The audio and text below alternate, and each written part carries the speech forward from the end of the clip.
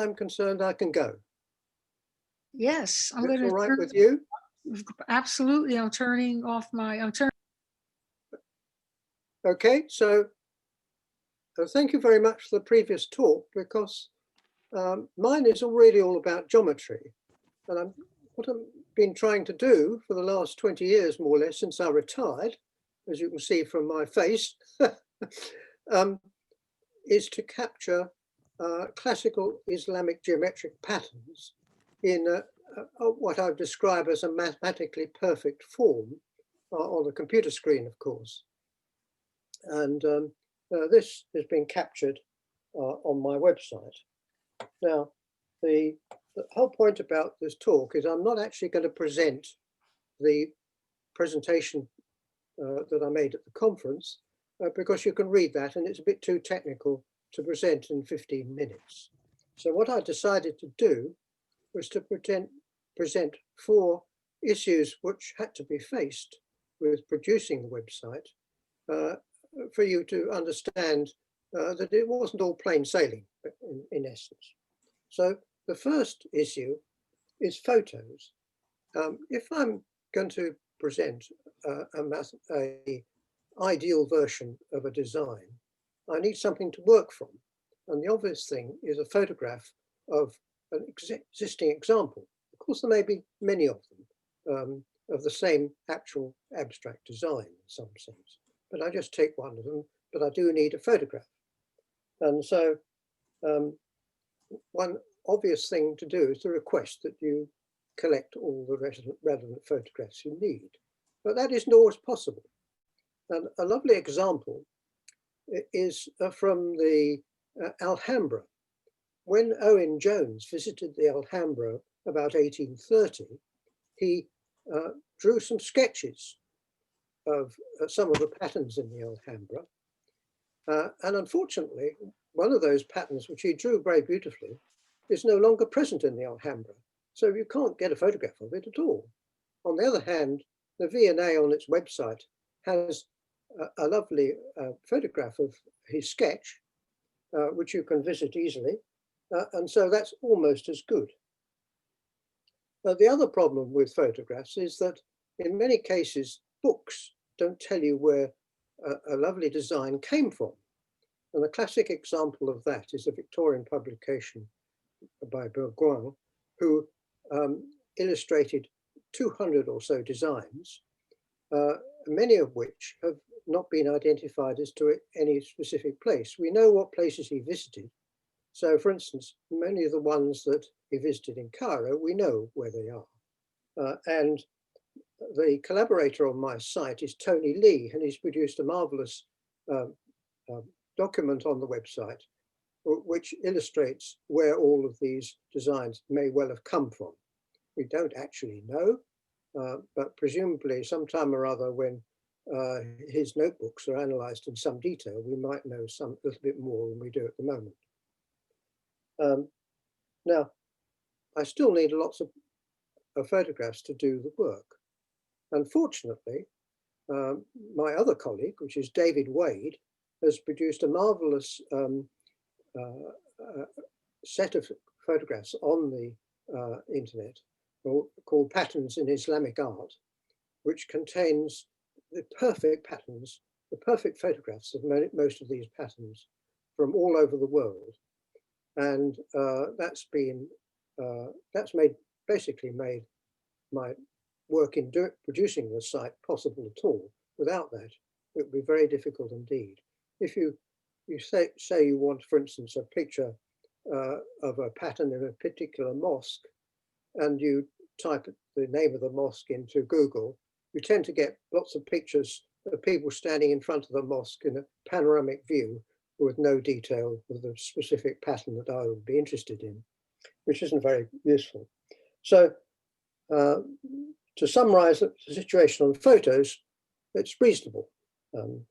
We can't always get them which we would like, but we can get it most of the time. Now, the other issue is that when I produce my abstract view of a design on the internet, I tend to use color. On the other hand, color is actually rarely involved in many cases. You get very good color from the Alhambra and from Morocco. But for instance, in Cairo, almost all the patterns have almost no color whatsoever. So what I tend to do under such cases is to emphasize the structure, which you really was what you want to relay to the people who are looking at the website, by means of adding color in an appropriate manner. So when there is no coloring available, that's typically what I do. So color is manageable, and I've got various methods of drawing the lines. There's one particular means of drawing lines in Islamic art, which is very common, and so obviously I had to produce the software to do that, which is up and down interleaving. So you have all the intersections are straight, and one goes down and the other goes up, alternately, interlacing. And now the other problem, which is I'm still working on in essence, because it's very tricky, is that of location. What I would like to do is to provide an index to all of the sites, and so you could find the patterns that are available from that site. This turns out to be extremely tricky because in forming the information on my website, I used a large number of books from about 7 different languages. And surprise, surprise, they refer to the same site by different names. And since I'm not an expert in every Islamic site in the world, it's very difficult to know whether 2 names which look similar are actually the same Islamic site. So I'm still working on that, but hopefully I'm getting local knowledge from various people who are expert in a particular area. So I've got particularly good contacts in Syria and in Turkey, which has enabled me to complete, hopefully, the location index for those 2 countries. Now, the last issue I have is I find it extremely annoying, but unfortunately that's the world as it is. And that is a simpler means of character sets. What I tend to do is I just have an ordinary Latin keyboard, and so I tend to use Latin 1 for all the input.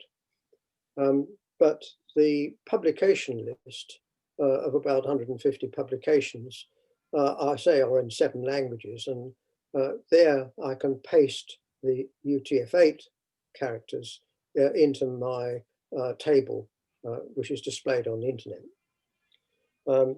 However, it's just an impossible problem because, for instance, one of the important sites in Istanbul is the Topkapi Palace, but the I is a dotless I, and that's not in Latin 1. And so I find that just too awkward to deal with. So I'm afraid the dot gets missing. We just have an ordinary I rather than what we should have a dotless I. So they're the 4 issues that I had to present. And that is essentially all I have to say. So I'm rather hoping there'll be a nice lot of interesting questions, but I can't see any at the moment. So can I return it to the chair, please?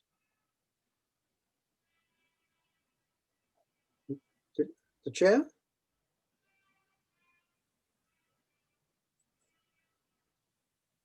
Oh,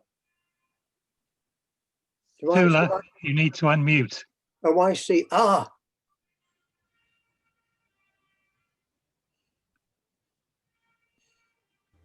I wonder if Tula has just popped out a second. Maybe she's not there. So we have some questions here, actually.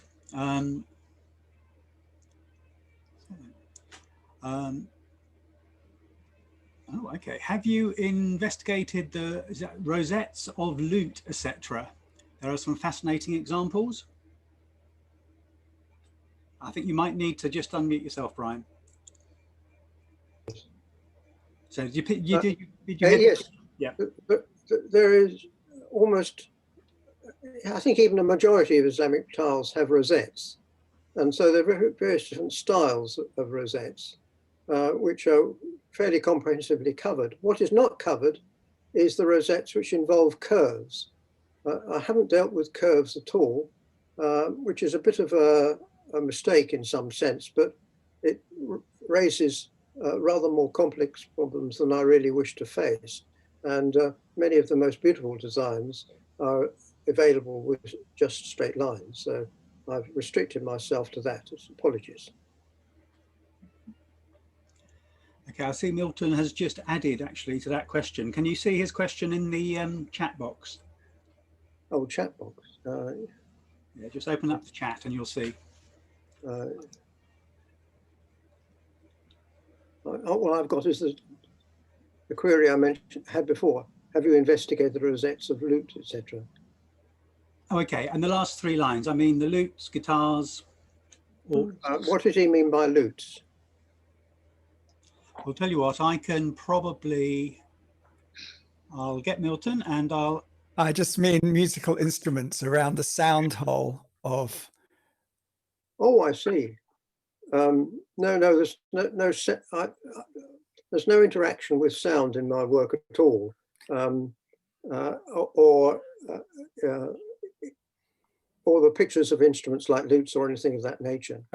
Because they were solving 2 problems. They were making a beautiful architectural solution to a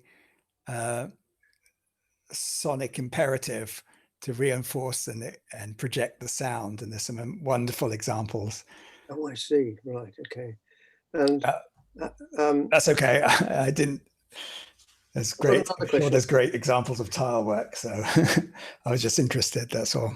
Have I considered making my patterns interactive in the browser?